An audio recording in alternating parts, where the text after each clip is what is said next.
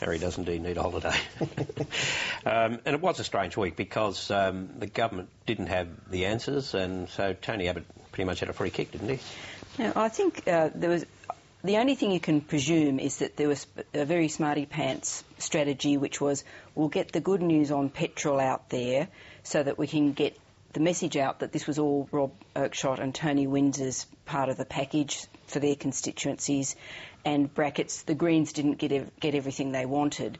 But I think in the bigger scheme of things, if you're going to do that, you've got to be prepared for the obvious next question, just like Tony Abbott hadn't prepared for the question of what would happen if everybody disagreed with him on the plebiscite.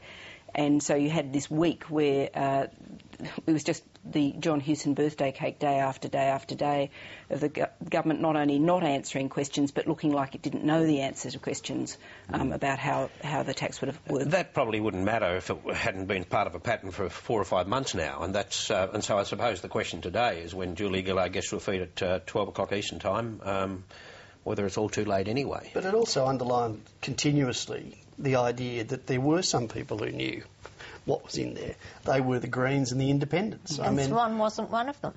Exactly right. I mean, and the fact of the matter is the entire Labor backbench is sitting there knowing that they know less about this than Rob Oakeshott, Tony Windsor, Bob Brown, Christine Milne. So in that sense, I think it was extremely irritating for the backbench to watch.